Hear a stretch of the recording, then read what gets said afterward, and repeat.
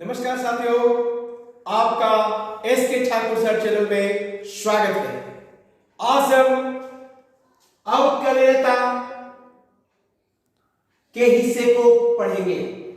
हमारा पिछले दिन से वीडियो चल रहा था कंटिन्यूटी एंड डिफरेंशियलिटी, संतता एवं अवकलनीयता पर, जिस पर हम लोगों ने 5.1 पिछले वीडियो में समाप्त किया। लगभग इस पर 7 वीडियोस बने हैं। हमारे 7 वीडियोस को देख करके कंटिन्यूटी को आप बेहतर बना सकते हैं। अब हम लोग इस वीडियो में अवकलनीयता के बारे में पढ़ेंगे।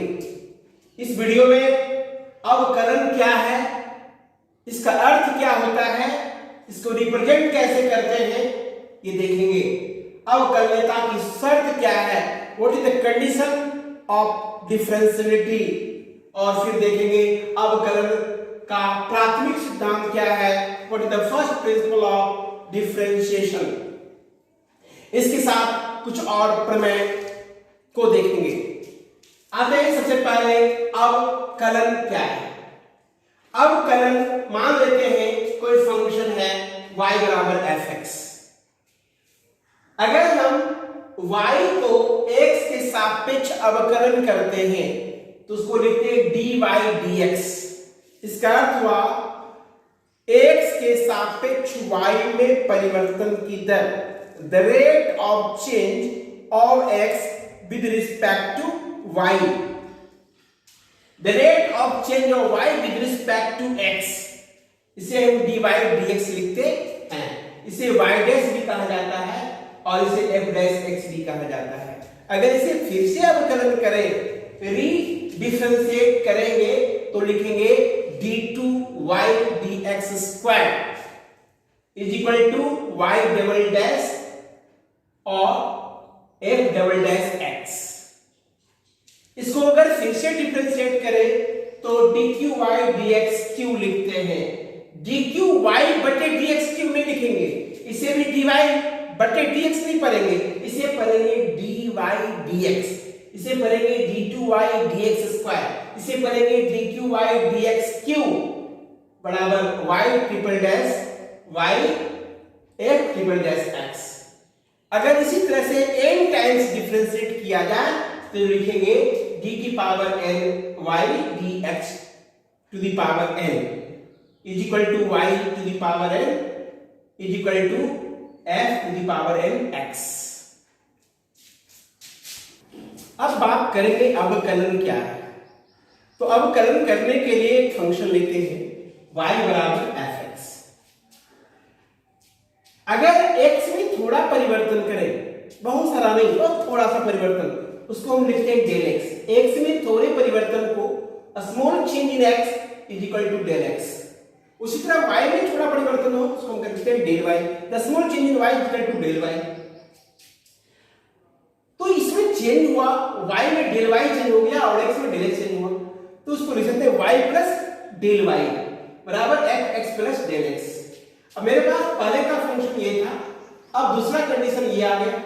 अब इक्वेशन सेकंड में हम फर्स्ट को घटा लेते हैं, तो y प्लस डेल y में y घट गया, fx प्लस डेल fx घट गया, तो y कैंसिल हो जाएगा, डेल y बराबर fx plus del x minus fx हो गया।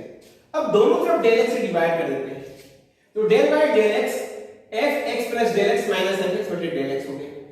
अब डेल x बहुत ही छोटा है, डेल x का मतलब है small part of x that is very very small but not equal to 0, it tends to 0।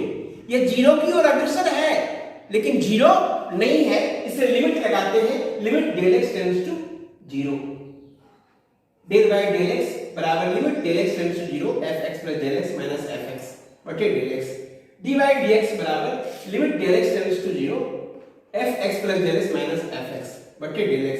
Limit अब इसी को किताबों में इस रूप में लिखा है dy dx is equal to limit x tends to 0 fx plus h minus fx बटे h। यानी ये फलन अवकलनीय है बिंदु x पर, यानी y के सापेक्ष x के सापेक्ष y का अवकल गुणांक x के सापेक्ष y का अवकल गुणांक differential coefficient of y with respect to x is denoted by dy dx। इसको dy dx से रिप्रेजेंट करते हैं। That's equal to limit h tends to 0। इसे fx plus h minus fx बटे h भी लिखते हैं। हमारे एनसीईआरटी किताब में इसी चीज को लिखा है। तो del x की जगह यहाँ h का इस्तेमाल किया है, तो dy dx बराबर limit h tends to 0 fx plus h minus fx बटे h आ गया। साथियों, इसी को कहते हैं प्राथमिक सिद्धांत, अवकलन का प्राथमिक, फर्स्ट प्रिंसिपल ऑफ डिफरेंशिएशन। ये अवकलन करने का प्राथमिक सिद्धांत है। इसी सिद्धांत पर किसी भी फलन का अवकलन किया जा सकता है। तो अवकलन का अर्थ क्या हुआ? y में परिवर्तन x के सापेक्ष। dy dx का अर्थ हुआ meaning of dy dx change of y with respect to x। y में x के सापेक्ष परिवर्तन की दर, इसी को कहते हैं x के सापेक्ष y का अवकल गुणांक differential coefficient of y with respect to x। उसको dy dx से डिनोट करते हैं और dy dx बराबर होता है limit h tends to 0 fx plus del x minus fx बटे del x, या limit h tends to 0 fx plus h minus fx बटे h।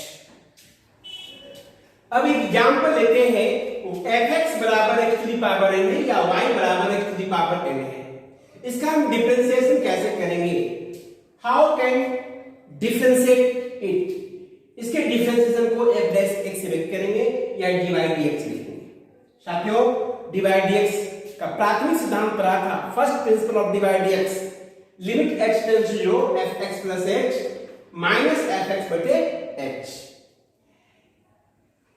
f x बराबर x to the power n, f x plus h बराबर हो जाएगा x plus h की power n minus f x बराबर x की power n बटे h। x plus h की पावर n माइनस x की पावर n, इस x को जोड़िए और इसमें x को घटा दीजिए, x plus h minus x। अब एक फॉर्मूला पर है लिमिट के रिलेट में, limit x tends to a x minus a in x to the power n minus a की पावर n बटे x माइनस a बराबर होता है n इनटू a की पावर n माइनस 1। यहां x की जगह x प्लस h है, a की जगह x है, तो n तो n ही है, तो n इनटू a की जगह है x है, तो x की power n minus 1 power n minus 1, यानी इसका डिफरेंशिएशन हो गया n इंटू x की पावर n माइनस 1। साथियों, y बराबर x की पावर n है, तो dy dx n into x की पावर n माइनस 1 होगा। अगर y बराबर x क्यूब हो जाए तो dy dx बराबर क्या लिखेंगे? n की जगह यहां पर 3 है, तो 3x n माइनस 1 यानी 3 माइनस 1, 3 माइनस 1 कितना होता है? 2 होता है। y बराबर यहां x की पावर 10 हो जाए, तो dy dx बराबर होगा 10 गुणे x की पावर 10 में से 1 कम कर देंगे 9, यानी x की पावर 10 बराबर हो जाएगा 10 to the power 10 into x की पावर 9। अब पढ़ेंगे अवकलनीयता की शर्त, कंडीशन फॉर डिफरेंशिएबिलिटी। कोई फलन कैसे डिफरेंशिएट होने की शर्त क्या है, कंडीशन क्या है? तो f डैश c बराबर आपने पढ़ा limit h tends to 0 fc plus h minus fc बटे h। इसके लेफ्ट हैंड लिमिट और राइट हैंड लिमिट दोनों यदि बराबर होते हैं, h टेंड्स टू 0 माइनस और h टेंड्स टू 0 प्लस, दोनों के लिए वैल्यू यदि समान होता है तो यह फलन अवकलनीय है, अदरवाइज वो अवकलनीय नहीं है। लेफ्ट हैंड लिमिट और राइट हैंड लिमिट दोनों बराबर होंगे तो यह फलन C पर अवकलनीय होगा, अन्यथा यह अवकलनीय नहीं होगा।